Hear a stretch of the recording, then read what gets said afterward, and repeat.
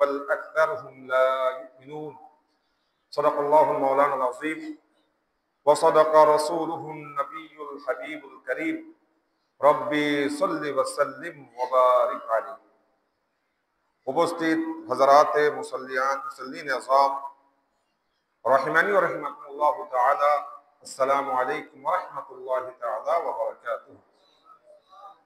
সর্বপ্রথম মহান রব্বুল আলামিনের দরবারে আলিশানে অগণিত অসংখ্য ফুরন্ত শুকরিয়া আদায় করছি যে রব্বুল আলামিন পবিত্র জুমাদাল উলার প্রথম জুমাদের লক্ষ্য উদ্দেশ্য নিয়ে আমাদের প্রত্যেককে মসজিদে সমবেত হওয়ার তৌফিক এবং সুযোগ দান করেছেন। সেজন্য রব্বুল আলামিনের দরবারে আলিশানে শুকরিয়া আদারতে আওয়াজ দিয়ে বলি আলহামদুলিল্লাহ। সাথে সাথে নবী করিম রউফুর রহিম সরওয়ারে কায়নাত ফখরে মওজুদাত আহমদ মুজতবা নবীজি মুহাম্মদ মুস্তাফা সাল্লাল্লাহু তাআলা আলাইহি ওয়াসাল্লামের নূরানী কদমে পাকে অগণিত অসংখ্য ফুরন্ত দুরূদ পাকের নজরানা পেশ করছি। আমি কোরআনুল কারীমের সূরাতুল বাকারা 100 নম্বর আয়াতে পাক তেলাওয়াত করেছি। রব্বুল আলামিন ইরশাদ করছেন ওয়া কুল্লামা আহাদু আহাদান নাবাদাহু ফারীকুম মিনহুম, অর্থাৎ যখন তাদের মধ্যে কেউ ওয়াদা করে একটা দল সেই ওয়াদাকে ছুঁড়ে ফেলে দেয়, মানে ওয়াদা ভঙ্গ করে। বল আকতারহুম লা ইউমিনুন, বরঞ্চ তাদের অধিকাংশই মুমিন না। তো আজকের আলোচনার যে বিষয়বস্তু, এটা আমাদের জন্য খুবই গুরুত্বপূর্ণ বর্তমান সময়ে, অর্থাৎ ওয়াদা আহাদ। আমরা মানুষকে অনেক সময় প্রতিশ্রুতি দেই, কিন্তু এই প্রতিশ্রুতি কতটুকু রক্ষা করি? একজন মুমিন হিসেবে ওয়াদা করা আহাদ করলে এগুলা রক্ষা করতে হয়। তো প্রথমে শব্দ দুইটা, একটা হচ্ছে ওয়াদা আর একটা হচ্ছে আহাদ। দুটো আরবি শব্দ, দুটার অর্থ কাছাকাছি, কিন্তু দুটার মধ্যে পার্থক্য আছে। ওয়াদা এক জিনিস, আহাদ আরেক জিনিস। তো আহাদটা কি? আমরা বাংলায় যদি বলি এটাকে অঙ্গীকার বলতে পারি, প্রতিশ্রুতি বলতে পারি, সমঝোতা। আবার পাশাপাশি যে ওয়াদা, এটারও সেম, এটার অর্থ যদি এই প্রতিশ্রুতি আপনার অঙ্গীকার, আশ্বাস। কিন্তু পার্থক্য কোথায়? বলে আহাদ বলা হয় কোন একজন ব্যক্তির সাথে চুক্তি করা, কারোর সাথে কোন একটা কাজ করা, চুক্তি করা, দায়িত্ব নেওয়া, অর্থাৎ আদান প্রদান, এখানে একটা বিষয় আছে। আহাদ মানে তুমি আমাকে শর্তের সাথে, তুমি এই কাজটা করলে আমি এই কাজটা করব, কালকে তুমি আসলে আমি আসব, তুমি আমাকে এই জিনিসটা দিলে আমি এটা তোমাকে ফেরত দেবো, এটা হচ্ছে আহাদ। আর ওয়াদা বলা হয় ভবিষ্যতে কোন একটা কাজ, এখানে শর্তের কোনো বিষয় করার ব্যাপারে অঙ্গীকারাবদ্ধ হওয়া। যেমন আমি অবশ্যই তোমাকে সাহায্য করব, কালকে অবশ্যই আমি যাব, এখানে দুইজনের মধ্যে কোনো সমঝোতার বিষয় না, কিন্তু ওয়াদা মানে আমি এই কাজটা করব, এখানে সমঝোতার কোনো বিষয় নাই। এটা হচ্ছে ওয়াদা। আর আহাদের ব্যাপারেও রব্বুল আলামিন কোরআন কারীমে আহাদ, আমার আলোচ্য বিষয় হচ্ছে আহাদ, ওয়াদাও এখানে থাকবে। সেই জন্য জিনিসটা একটু ক্লিয়ার করে দিলাম। অনেক সময় ওয়াদা এবং আহাদ আমাদের মধ্যে এক হয়ে যায়। তাহলে আহাদ মানে একটা চুক্তিভিত্তিক, চুক্তি থাকে, আর ওয়াদা মানে ভবিষ্যতে কোন একটা কাজ করার অঙ্গীকার করা, আমি এটা করব। তাহলে কিছুটা পার্থক্য আছে। তো এখন মূল বিষয়টা হচ্ছে যে আহাদ, আল্লাহ বলছেন তো এটা কাদের ব্যাপারে?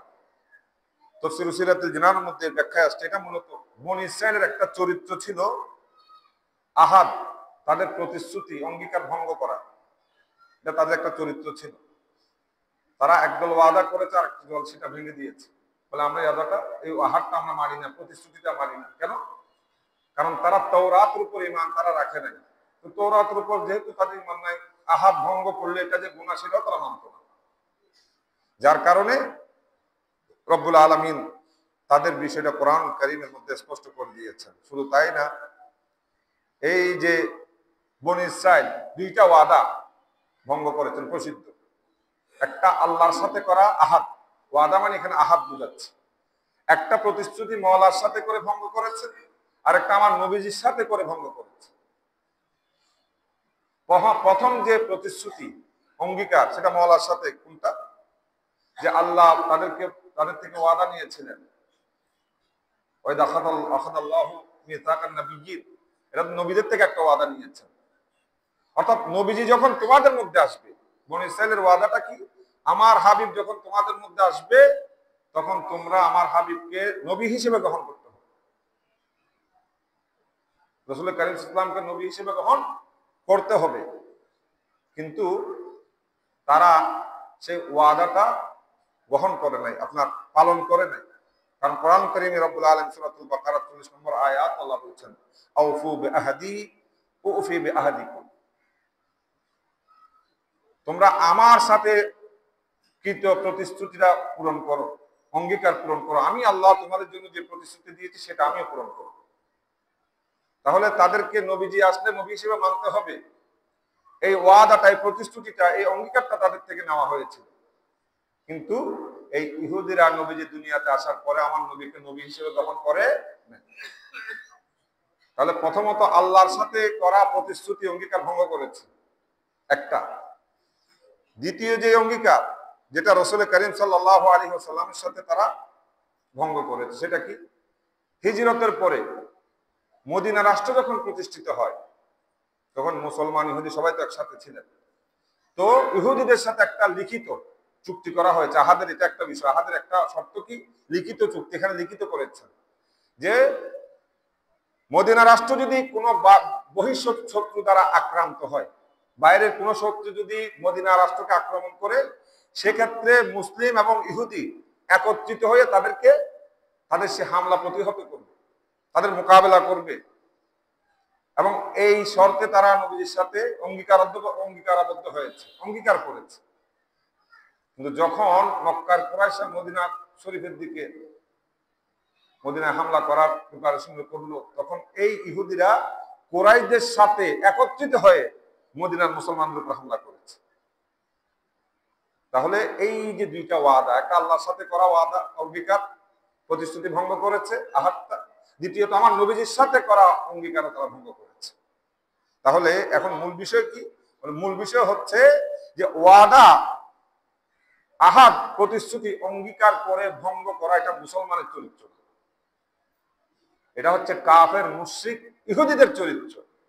এখন আমি একজন মুসলমান হয়ে আমি কিভাবে আমার প্রতিশ্রুতি, আমার অঙ্গীকার, আমার প্রতিজ্ঞা ভঙ্গ করি? এটা বর্তমান সমাজে একদম আম হয়ে গেছে। বর্তমানে আমাদের এই জিনিসটা একদম সাধারণ হয়ে গেছে। আপনি ওয়াদা একটা দিয়েছেন, এটা পূরণ করা আমার কাছে এটা একদম ঠুনকো একটা বিষয়। প্রতিশ্রুতি দিয়েছেন, এটা পালন না করা আমার কাছে ঠুনকো বিষয়, এটা গুনাহ, সেটাও আমি মনে করি না। অথচ ওয়াদার ব্যাপারে হাদিসে পাক আসছে, ইন্না হুসনাল আহাদে মিনাল ঈমান। ওয়াদা পালন, আহাদ পালন করা, প্রতিশ্রুতি পালন করা, এটা ঈমান, ঈমানের একটা অংশ বলা যায়, ঈমান। তাহলে মুমিন হলে সে প্রতিশ্রুতি করলে সেটা পালন করবে, সেটা সেই প্রতিশ্রুতি পূরণ করবে, অঙ্গীকারটা আদায় করবে। কিন্তু এখন আমরা সবাই তো মুমিন, সবাই মুসলমান, সবাই 5 ওয়াক্ত নামাজ পড়ি, কিন্তু আমরা কয়জন আহাদ, অঙ্গীকার, প্রতিশ্রুতি রক্ষা করি? কারণ এটা চরিত্র। আপনি যখন এই কাজটা করবেন, আপনি কখনো মুসলমান দাবি করতে পারবেন, কিন্তু আপনার ভেতর ওই ইহুদিদের, কাফের মুশরিকের খাসলত এসে গেছে। শুধু তাই না, হাদিসে পাকের মধ্যে আসছে, এই হাদিসটা আমাদের সমাজে আমরা এটা সবাই জানি, মশহুর একটা হাদিস, লা ঈমানা লিমান লা আমানাতা লাহু, লা ঈমানা লিমান লা আমানাতা লাহু, যার কাছে আমানতদারি নেই তার কাছে ঈমান নেই। আচ্ছা, ঈমান নাই মানে কি কাফের হয়ে গেছে? এই বিষয়গুলো বোঝার বিষয়। এখানে হাদিসে পাক এই ঈমান নাই মানে এগুলাকে আমাদের বিশ্লেষণ করতে হবে। সেজন্য হুট করে লা ঈমানা লিমান লা আমানাতা লাহু বলে আরেকজনকে আপনি কাফের বানিয়ে দিতে পারবেন না। এখানে ঈমান নাই মানে আপনার ঈমান দুর্বল হয়ে গেছে, আপনি মুমিনে কামেল হতে পারেন নাই, মুমিনে নাকিস হয়ে গেছেন। ওয়ালা দীনা লিমান লা আহাদা লাহু, যে ব্যক্তি অঙ্গীকার রক্ষা করে না, প্রতিশ্রুতি রক্ষা করে না, তার দিন নাই, দিনদারি নাই। আমি নামে মুসলমান, আব্দুল্লাহ, আব্দুল করিম, আব্দুর রহিম, মুসলমান, কিন্তু আমার ভেতরে যে দিন থাকা দরকার এটা আমার কাছে নাই। কেন নাই? আমার কাছে প্রতিশ্রুতি নেই, অঙ্গীকার করলে সেটা আমি পালন করি না। এবং মুমিন হিসেবে আমি একদম, আমার ঈমানটা দুর্বল। কেন? আমার কাছে আমানতদারি নেই। সেজন্য আল্লাহ পাক আমাদেরকে পরিপূর্ণ মুমিন হওয়ার তৌফিক দান করুক, আমিন। কিভাবে হবো? কারোর সাথে যদি প্রতিশ্রুতি করি এটা অবশ্যই আদায় করতে হবে, কোনোভাবে এটাকে ফাঁকি দেওয়া যাবে না। হাদিসে পাক রাসূল করিম সাল্লাল্লাহু আলাইহি ওয়াসাল্লাম ইরশাদ করছেন, আরবাউন মান কুন্না ফীহি কানাত মুনাফিকান খালিসান। বলে চারটা বিষয় যে ব্যক্তির মধ্যে আসবে সে নিরেট মুনাফিক। নিরেট মানে একবারে খাঁটি মুনাফিক বলা হয়, আমরা খাঁটি দুধ বলি না। খাঁটি মুনাফিক কে বলে? যার কাছে চারটা এই বিষয় আছে। ওমান কানাত ফীহি খাসলাতুন মিনহুন্না কানাত ফীহি খাসলাতুন মিনান নিফাক হাত্তা ইয়াদাহা। ওই চারটা থেকে একটাও যদি থাকে তাহলে তার মধ্যে ওই নেফাকতের একটা বিষয় আছে, ওই দোষ একটা আছে, যতক্ষণ না সে ওটা ছেড়ে দেবে। এটা বুখারী শরীফের রওয়ায়াত, মিশকাতের মধ্যে আছে হাদিসটা। তাহলে ওই চারটা বিষয় কি? এক নম্বর, ইদা ইদা উতুমিনা খানা। যখন তাকে কোন একটা জিনিস তার কাছে আমানত রাখা হয় সেটা খেয়ানত করে। এটা বর্তমান সমাজে আম হয়ে গেছে। আমানতদারি আমার থেকে কমে গেছে, চলে গেছে বললেই চলে। একজন ব্যক্তি আপনাকে বিশ্বাস করে কিছু টাকা রেখেছেন, বলে এগুলো আপনার কাছে রাখেন, আমি সময় মতো আপনার থেকে নিব। কিন্তু দুর্ভাগ্যজনক ভাবে যার কাছে টাকাগুলো রাখা হচ্ছে উনি এটাকে নিজের সম্পদ মনে করে ফেলেছে, এটাকে উনি ওনার মতো করে ব্যবহার করছে। যখন ওই পাওনাদার আসে বলে টাকা তো আমি খেয়ে ফেলেছি। তাহলে মুনাফিকের প্রথম আলামত হচ্ছে তার কাছে যখন কোনো একটা জিনিস আমানত রাখা হয় সে সেটা খেয়ে ফেলবে, খেয়ানত করবে। দ্বিতীয় নম্বর, ওয়াইদা হাদ্দাসা কাযাবা। যখন সে কথা বলবে মিথ্যা বলবে। এগুলো একটা আমরা মিলিয়ে দেখি। আমি যে নিজেকে মুমিন দাবি করছি, সবাই তো নিজেকে মুমিন দাবি করছে, আমি মুমিন ইমানদার, নামাজ পড়ছি, রোজা রাখছি, হজ করছি, কোরআন তেলাওয়াত করছি। এই চারটা যে বিষয়, যে দোষ, এগুলো আমরা আমাদের সাথে একটু মিলিয়ে দেখি। নবীজি বলছেন যে ব্যক্তি, দ্বিতীয় আলামত হচ্ছে কথা বললে কথায় কথায় মিথ্যা বলবে। এটা এখন সমাজে একদম আম হয়ে গেছে। কথায় কথায় ইচ্ছে অনিচ্ছে মিথ্যা বলবে, মজাক করে করে মিথ্যা বলবে। ওই যে বলি না, গাড়িতে যাচ্ছে এতগুলা লোক গাড়ির মধ্যে, ওই ব্যক্তি থাকে কর্নেল হাট বলে আমি নিউ মার্কেট। লজ্জা আমাদের থেকে উঠে গেছে। আল হায়া উশুবাতু মিনাল ঈমান। ঈমানের ৭০টি অথবা ৬০টির যে উপরে শাখা, তার মধ্যে একটা হচ্ছে কি? হায়া। অর্থাৎ সর্ব উত্তম হচ্ছে কওলু লা ইলাহা ইল্লাল্লাহ ওয়া আদনাহা ইমাতাতুল আযা আনিত তারিক। ঈমানের সর্বনিম্ন স্তর হচ্ছে রাস্তা থেকে কষ্টদায়ক জিনিস সরিয়ে দেওয়া, নবীজি বলছেন। এবং আল হায়া উশুবাতু মিনাল ঈমান, লজ্জাশীলতা এটা ঈমানের একটা অংশ। এখন এটা আমার কাছে আছে, ওই যে মুমিন আমরা দাবি করি, কিন্তু ঈমানটা আমাদের কমজোর হয়ে গেছে। এটাই প্রমাণ আমরা একদম জনসম্মুখে ওপেন মিথ্যা বলছি, লজ্জা ভুলে। তাহলে নবীজি বলছেন মুনাফিকের দ্বিতীয় আলামত কথা বললে মিথ্যা বলবে। ওয়াইদা, তৃতীয় নম্বর, ওয়াইদা আহাদা গাদারা। যখন প্রতিশ্রুতি করবে ভঙ্গ করবে। এখন চিন্তা করি আলামতগুলো আমার কাছে আছে কিনা। যদি থাকে এখনই ওইটা ছেড়ে দিতে হবে, না হলে আমি মুনাফিক হয়ে গেলাম। এখন আমরা প্রতিশ্রুতি ভঙ্গ করছি না। হ্যাঁ আসবো, তুমি আসবে, তুমি কালকে যদি আসো এই কাজটা আমি করবো। হ্যাঁ আসবো, অবশ্যই আসবো। কাল গেল, পরশু গেল, আর খবর নাই। এরপরে টাকা দিয়েছে, তুমি আমাকে কিছু টাকা দাও, আমি এটা কালকের মধ্যে ফিরে দেবো। ওই কাল যায়, পরশু যায়, 1 মাস যায়, 2 মাস যায়, যিনি দিয়েছেন উনি আফসোস করতে করতে শেষ, বড় ভুল না করলাম। এটা সমাজে বেশি। কারো থেকে ধার নিলে ধার ফেরত না দেওয়ার যে প্রবণতা, টেন্ডেন্সি আমাদের মধ্যে আছে, এটা বেশি। তার মানে এটা শুধু ধার না দেওয়া না, প্রতিশ্রুতি ভঙ্গ করা। আমার নবীজি বলছেন এটা 3 নম্বর আলামত মুনাফিকের। তাহলে নবীজির ভাষ্য অনুযায়ী আমরা মুনাফিক। যতই চিল্লাচিল্লি করি আমি বড় মুমিন, আমি আপনি বললে মুমিন হয়ে যাব না। আল্লাহ রাসূল কি বলছেন?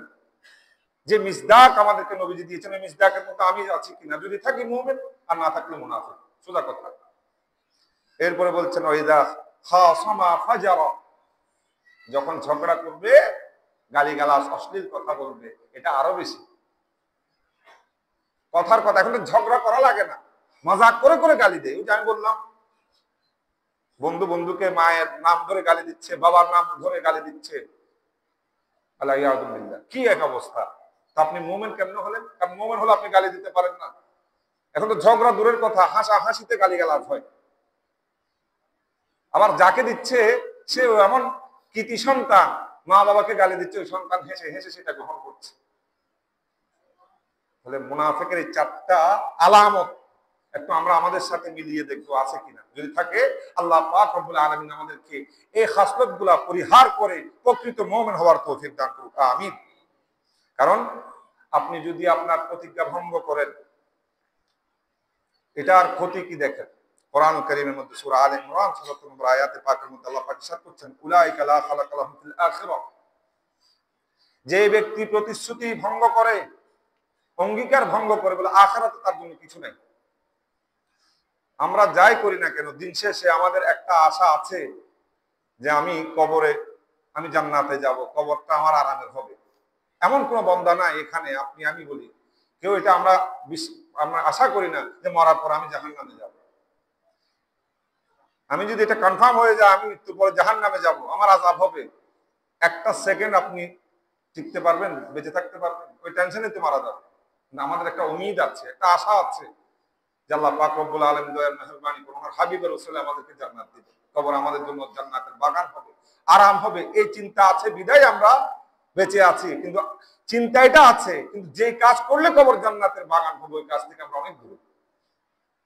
না নামাজ আছে, না রোজা আছে, না হজ আছে, না দিন আছে, না ইসলাম আছে, না শরীয়ত, কিছুই আমাদের কাছে নাই। যেমন নামাজ পড়ছি, এটা রসম হিসেবে পড়ছি, ওই যে বললাম বাস পড়লাম আর কি।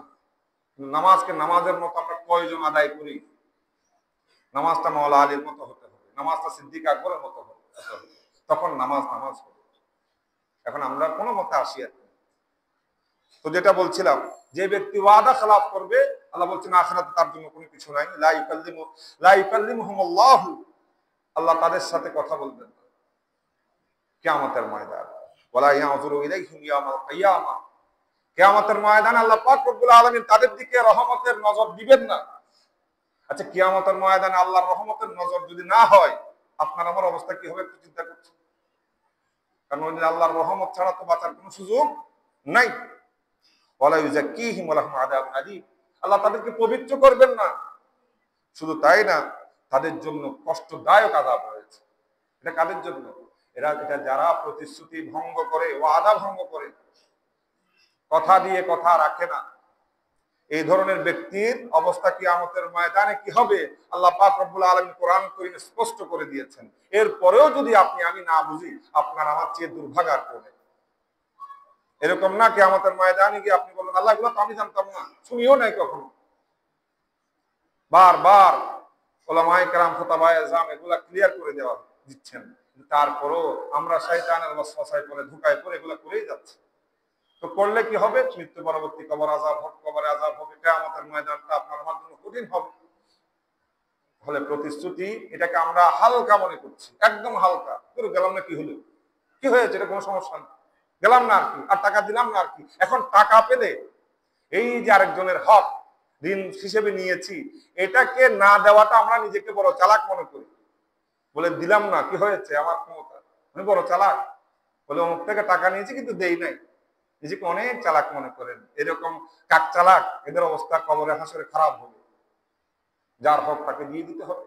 হ্যাঁ, আপনি পারছেন না, আপনি সময় নিয়েছেন, আপনি বলেছেন আমি 1 সপ্তাহ পরে দেবো, 2 দিন পরে দেবো, এখন আপনার ওই সামর্থ্য নেই, ওনার সাথে দেখা করেন, ওনার কাছে বিষয়টা ক্লিয়ার করেন। আমার আসলে আমি সমস্যায় পড়ে গেছি, বলেছিলাম 2 দিন পরে দেবো, 1 সপ্তাহ পরে দেবো, এখন আমি তো সমস্যায় আছি, আপনি আমাকে আর কিছু সময় বাড়িয়ে দেন। কিন্তু এই কথা বলার মানুষ এটা আর নাই।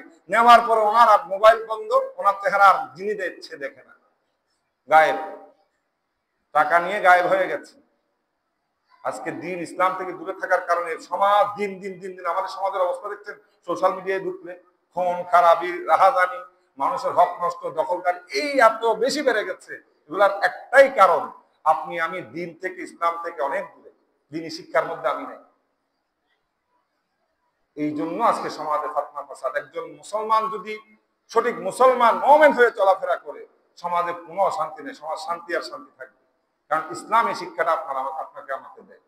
কিন্তু আমরা ইসলামী শিক্ষায় শিক্ষিত না হয়ে অর্থাৎ কোরআন সুন্নাহর মধ্যে আমরা নাই। আল্লাহ আমাদেরকে প্রকৃত ইমানদার হওয়ার, প্রকৃত মুসলমান হওয়ার তৌফিক দান করুক, আমিন।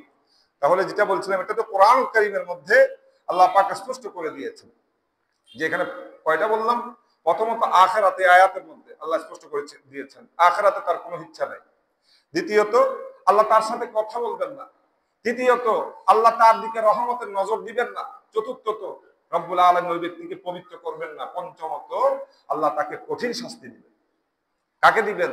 যে অঙ্গীকার প্রতিশ্রুতি ভঙ্গ করে। শুধু তাই না, উলাইকা লাহুমুল লা'না, তাদের জন্য আল্লাহর লানত। কথাগুলো শুনতে কেমন লাগছে? লানত শব্দটা কার? বান্দার না আল্লাহর লানত? কার জন্য? যে প্রতিশ্রুতি ভঙ্গ করে।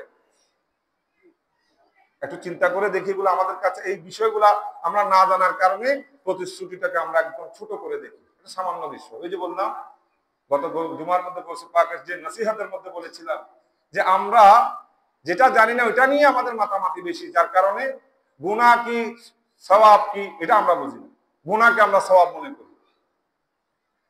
এটাই হচ্ছে আমাদের বর্তমান অবস্থা। আল্লাহ পাক এই বিষয়গুলা আমাদেরকে বোঝার তৌফিক দান করুক, আমিন। দেখেন, শুধু তাই না, ওয়াদা পূরণের যে বিষয়টা, এটা তো বলেই দিলাম কিভাবে আমরা ওয়াদাটা পূরণ করবো। কারোর সাথে যদি ওয়াদা করি, কারোর সাথে যদি প্রতিশ্রুতি করি, আহাত করি, সেক্ষেত্রে ওটা আমাকে পূরণ করতেই হবে। যদি আমি নিজেকে মুমিন মুসলমান দাবি করি, যদি নিজেকে জাহান্নামের আযাব থেকে রক্ষা করতে চাই, তাহলে কারোর সাথে যদি প্রতিশ্রুতি করি অবশ্যই অবশ্যই সেটা পূরণ করতে হবে। আর যদি না করি বাস। এবং ওয়াদা আহাত পূরণ করলে সেটা ফায়দা সামাজিকভাবে, মাশারাত, যেটা আমাদের সামাজিকতা, সামাজিকভাবে এটা একটা ফায়দা আছে। প্রথমত আপনি কারোর সাথে যখন প্রতিশ্রুতি করলেন, সেটা পূরণ করলেন, আপনার অন্তরে একটা শান্তি পাবেন। শান্তি, এটা তো দেখার বিষয়, এটা অনুভূতির বিষয়, ভালো লাগবে। দ্বিতীয়ত সমাজের মধ্যে একটা বিশ্বাসের একটা পরিবেশ তৈরি হবে। এখন সমাজের মধ্যে বিশ্বাসের কোনো পরিবেশ নাই। এটা তৈরি কখন হবে? আপনি যখন এই প্রতিশ্রুতি পূরণ করেছেন, আপনাকে একজন 1 লক্ষ টাকা দিয়েছে, দিয়ে দিলেন, পূরণ করলেন, এখন তার প্রতি আপনার প্রতি তার একটা বিশ্বাস এসেছে। এইভাবে সমাজে বিশ্বাস স্থাপিত হবে এবং আপনি সমাজে, পরিবারের মধ্যে আপনার একটা সম্মান বাড়বে। আর যে ব্যক্তি প্রতিশ্রুতি ভঙ্গ করে, ওই ব্যক্তি নিয়ে আপনি দেখেন, যিনি দিয়েছেন তিনি তার বিরুদ্ধে বলছেন। পারিবারিক, সামাজিক ভাবে ওই ব্যক্তি মানুষের কাছে হয়তো সামনাসামনি কিছু বলে না, পিছনে ওই ব্যক্তির দল অনেক কথা বলে। মানুষটা ভালো না, বাটপার টাইপের মানুষ, কথা বললে কথা রাখে না। ফলে এই প্রতিশ্রুতি যখন আপনি রক্ষা করবেন, এটার অনেক ফায়দা। শুধু তাই না, নবীজি বলছেন মা নাকাসা কওমুনিল আহাদা ইল্লা কানাল ফাতলু বাইনাহুম। নবীজি বলছেন যে কওম এই আহাদকে ভেঙে দেয়, প্রতিশ্রুতি ভঙ্গ করে, এটার মাধ্যমে সমাজের মধ্যে ফাতল গারাত হয়, ফিতনা ফাসাদ, মারামারি, কাটাকাটি, হত্যা, এগুলো সমাজে হয়ে যায়। এটা একটা কারণ। এটাও হচ্ছে তো এই ধরনের প্রতিশ্রুতি নিয়ে কত হত্যা, কত মানুষকে মেরে ফেলা হচ্ছে, এগুলোর কারণে। প্রতিশ্রুতি রক্ষা করে নাই, টাকা দিবে বলে দেয় নাই, মানুষকে মেরে ফেলা হচ্ছে। তাহলে এই বিষয়গুলো আমাদেরকে খেয়াল রাখতে হবে। আল্লাহ পাক, এটা অনেক আলোচনা, আমি বস আলোচনার সংক্ষেপ করলাম, সামনের দিকে যাচ্ছি না, যে একটা মাসলা বা বিষয় যেহেতু আছে ওটাও বলবো। অল্প কথার মধ্যে এখানে কয়েকটা কোরআন কারীমের আয়াত পাক, নবীজির হাদিসে পাকের মাধ্যমে এটা স্পষ্ট হয়ে গেছে যে ওয়াদা করলে এটা পূরণ করতে হবে, এর বিকল্প নাই। শুধু তাই না, ওই ওয়াদা সম্পর্কে প্রশ্ন করা হবে কিয়ামতের ময়দানে, এই আহাদ সম্পর্কে, প্রতিশ্রুতি সম্পর্কে। সূরা বনী ইসরাঈলের মধ্যে আল্লাহ পাক ইরশাদ করছেন ওয়া আউফু বিল আহদ, তোমরা তোমাদের অঙ্গীকার, তোমাদের প্রতিশ্রুতি পূরণ করো। কেন? ইন্নাল আহদা কানা মাসউলা, এই প্রতিশ্রুতি সম্পর্কে কিয়ামতের ময়দানে তোমাকে প্রশ্ন করা হবে। অর্থাৎ তুমি যে অমুক ব্যক্তির সাথে অঙ্গীকার করেছিলে, প্রতিশ্রুতিবদ্ধ হয়েছো, সেটা পূরণ করেছো? তাহলে কিয়ামতের ময়দানে এমনি দিলেন, আপনি স্বাভাবিক মনে করলেন, আচ্ছা বললাম কালকে আপনার টাকা দিব, দিলাম না, আপনি এটাকে ছোট মনে করলেন, এই বিষয়ে কিয়ামতের ময়দানে আপনাকে প্রশ্ন করা হবে। সুতরাং এটাকে ছোট মনে করার কোনো সুযোগ নাই। মরিয়ম আলাইহিস সালামের আম্মা জান, যে আমি ওইদিন আলোচনা করেছিলাম, হান্না বিনতে ফাখুজা, আল্লাহর দরবারে কি করেছিলেন, যে আমার একটা মান্নত করেছিলেন, এটা যা হবে, উনি ছেলে আশা করেছিলেন আর কি, কিন্তু ছেলে হয় নাই। ফাতাকাব্বালাহা রাব্বুহা বিকবুলিন হাসানিন ওয়া আমবাতাহা নাবাতান হাসানা, আল্লাহ এটাকে ওনাকে কবুল করেছেন, উত্তম রূপে প্রতিপালন করেছেন। তাহলে এখন বিষয়টা হচ্ছে, উনি কিন্তু পেছনে ফিরে আসতে পারতেন, কারণ উনি চিন্তা করেছেন ছেলে হবে, আমি আল্লাহর ঘর বাইতুল মাকদাসের খেদমতের জন্য বাচ্চাকে দিব। মহিলা তো আর ওইভাবে করতে পারবেন। কিন্তু উনি ওনার ওয়াদ মান্নত করেছেন। এটা কি? এটা একটা আহাদ। আমরা যেটাকে মান্নত বলি, মান্নত এটা পূরণ করতে হবে, উনি এটা পূরণ করেছেন। মেয়ে বলে পেছনে আসার নাই, আমি তো চিন্তা করেছি ছেলে হবে করবো, এখন মেয়ে হয়েছে দিব না, এরকম না, মেয়েকে খেদমতে দিয়ে দিয়েছে। এটা হচ্ছে এগুলো আমাদের জন্য শিক্ষা। আল্লাহ পাক রব্বুল আলামিন আজকে যে আলোচনাটা হয়েছে অঙ্গীকারের উপর, ওয়াদা আহাদের উপর, আল্লাহ পাক এই বিষয়টা বুঝে আমাদেরকে এই আহাদ অঙ্গীকার পূরণের মাধ্যমে পরিপূর্ণ ঈমানদার হওয়ার তৌফিক দান করুক। আমিন। এরপর